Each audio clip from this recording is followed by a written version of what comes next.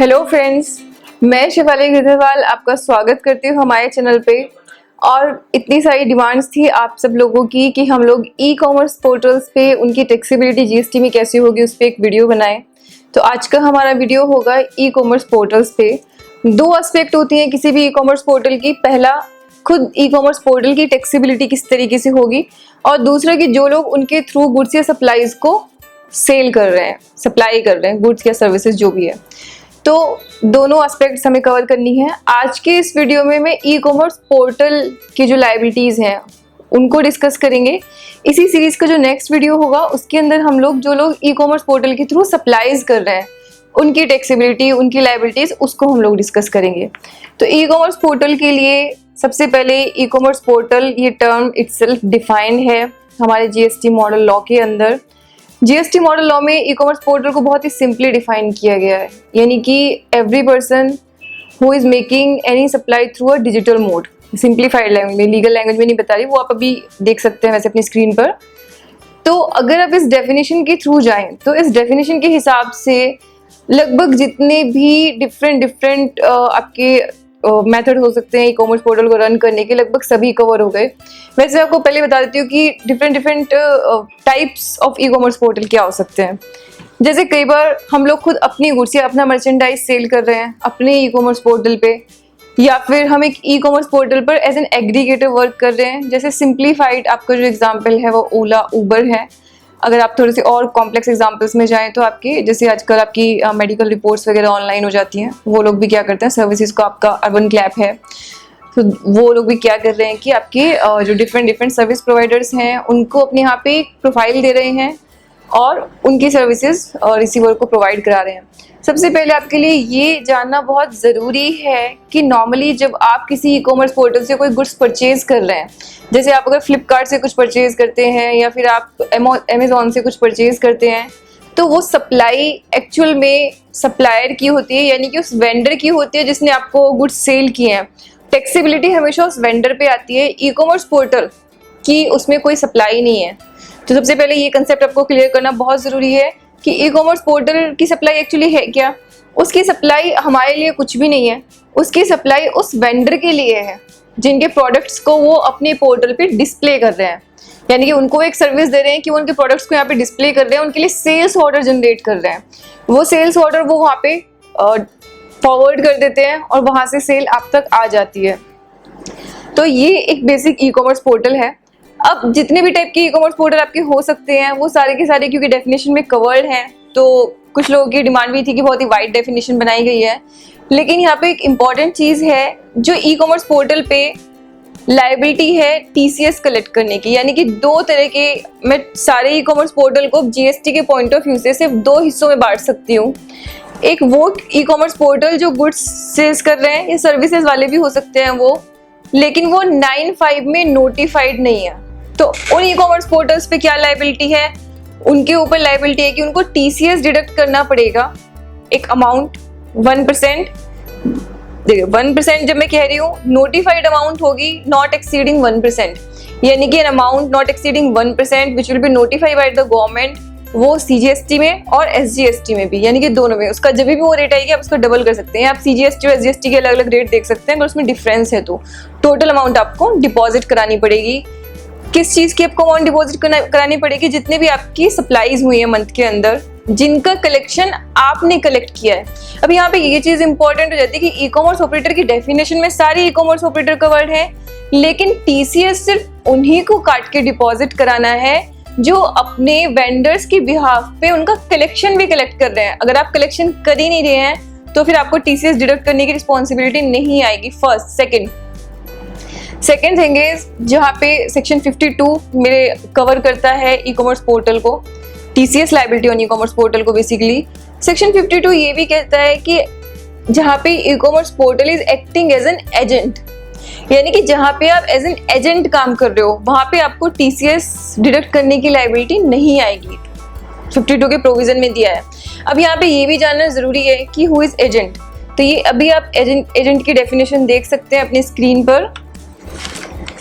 ये एजेंट की डेफिनेशन है जो कि हमारे जीएसटी लॉ के अंदर प्रोवाइड की गई है। तो आपके लिए ये बहुत ज़रूरी है देखना कि आपका जो ई कॉमर्स पोर्टल के साथ रिलेशनशिप है, क्योंकि बिजनेस में बहुत सारे अलग अलग फ्रेमवर्क्स होते हैं। तो आपका जो टोटल एनवायरनमेंट मतलब आपका किस तरीके से बना है, तो वो कहीं एजेंट के डेफिनेशन में फॉल तो नहीं कर रहा है, वो आपके लिए जानना ज़रूरी है। अगर एजेंट के डेफिनेशन में फॉल कर रहा है तो आपको उस पर टीसीएस डिडक्ट करने की लायबिलिटी नहीं आएगी। देन नेक्स्ट क्वेश्चन अराइज होता है कि उसने टीसीएस भी डिडक्ट कर लिया, अब व्हाट इज नेक्स्ट रिस्पॉन्सिबिलिटी उसकी है कि उसने मंथ का जितना भी टीसीएस डिडक्ट किया है वो पूरा का पूरा उसको डिपॉजिट कराना है गवर्नमेंट के अकाउंट में। साथ में उसको डिपॉजिट कराने के बाद अब आपके मैंने पैसे काटे, लेकिन वो आपके अकाउंट में कैसे जाएंगे?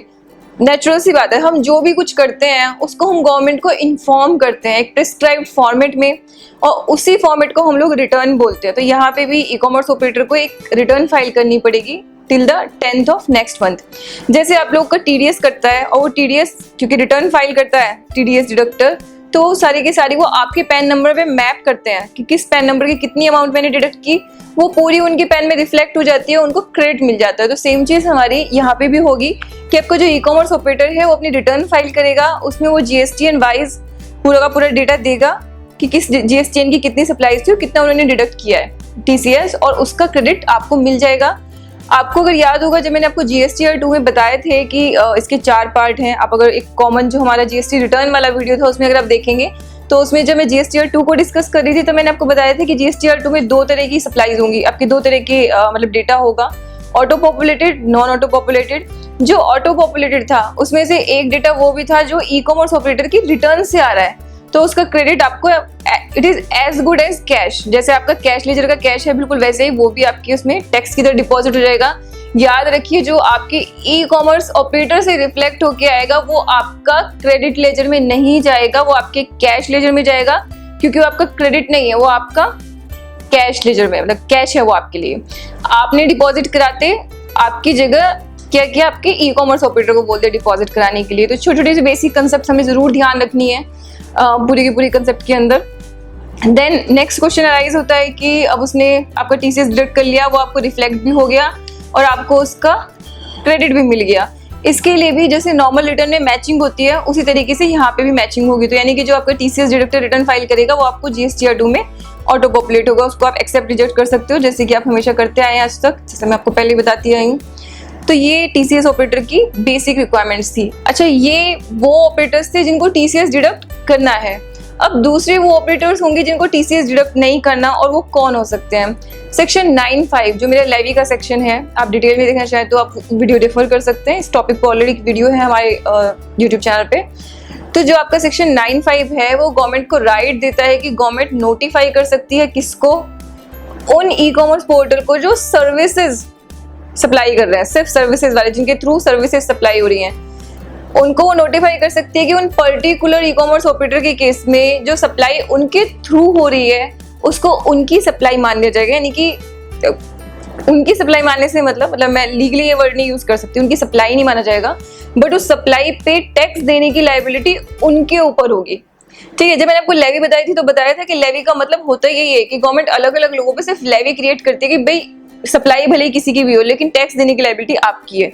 सप्लाई वेंडर की होगी लेकिन टैक्स देने की लायबिलिटी ई कॉमर्स ऑपरेटर पे होगी। और नेचुरल सी बात है कि जब सप्लाई पे टैक्स देने की लायबिलिटी मैंने ई कॉमर्स ऑपरेटर पे शिफ्ट कर दी तो वेंडर को अब उस पर टैक्स देने की जरूरत नहीं है, क्योंकि एक सप्लाई पे गवर्नमेंट 2 बार टैक्स चार्ज नहीं कर सकती। तो कंसेप्ट बिल्कुल क्लियर रखना है कि अगर लेवी यहाँ पे शिफ्ट हुई है तो लेवी सिर्फ इस पे है, फिर उस पर लेवी नहीं रहेगी।